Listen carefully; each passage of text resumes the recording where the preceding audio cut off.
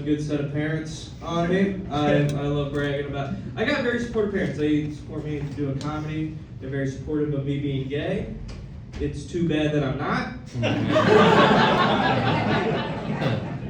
But their heart's in the right place. Yeah, I wore a lot of bow ties in high school. So you don't see your son leave the house in a galaxy-themed bow tie and expect an accidental grandchild. I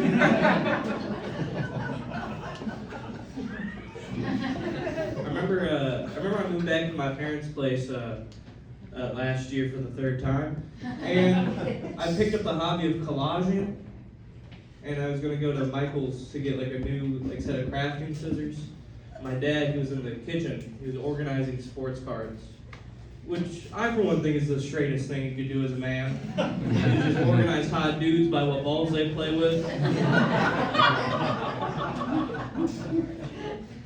I'm trying to slip out the screen door, and my dad, he catches me. He's like, "Where are you going, son?" I was like, "I'm going to Michael's." And he's like, "Oh, is that like a friend? Or is that someone you want to tell me about?" Because I love you the same. It doesn't make a difference.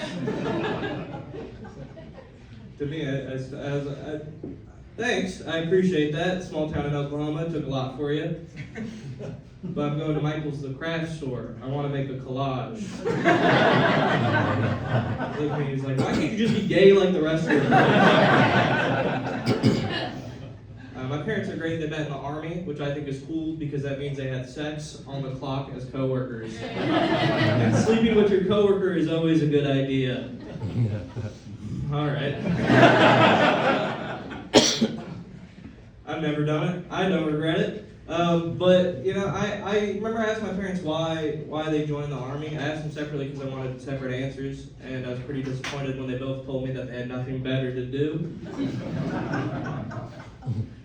Which is usually the answer. It's never like I had a call in. It's always like Walmart wasn't hiring. But I didn't like the answer until I graduated high school and I had nothing better to do. So I went down to my nearest strip mall. That's where heroes are born. Right between the vape shop and the bakery. I remember I walked in. I was greeted immediately by a smile, which was nice, but followed by a frown when he realized I wasn't his DoorDash driver. But he still gave me the test because it's in the commandments or something. And he broke the news to me. He said I couldn't join the Army because I was allergic to gunpowder, which fucking sucks. Because that means if I get shot, I could fucking die. That shit's gonna itch the entire time.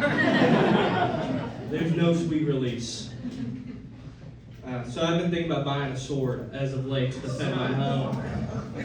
I live on the third floor in Uptown, an apartment. Which good chance there's nothing on the first two floors. And if they're breaking into the second floor, they're going to the third.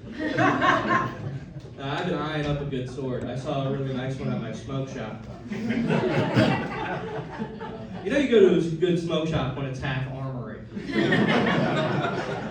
I know I found my smoke shop, I walked in, I left with a blunt wrap from Taiwan and a Freddy Krueger Rick and Morty themed glove. How hard it is to smoke a blunt with a Freddy Krueger glove on? It's pretty easy, actually. I want a sword, but I live in an apartment. I don't know if I could own a sword really. I have a shared backyard. It would just be so fucked up to be in the backyard. I'm cutting water bottles in half, and I'm cutting pieces of paper in half diagonally to test the sharpness. Eric just wants to use the grill.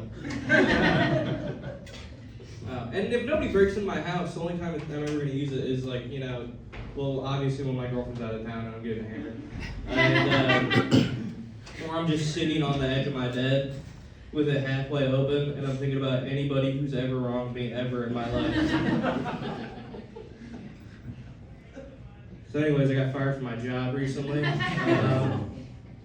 I was the ticket muncher at Chuck E. Cheese. Another job lost to the robots.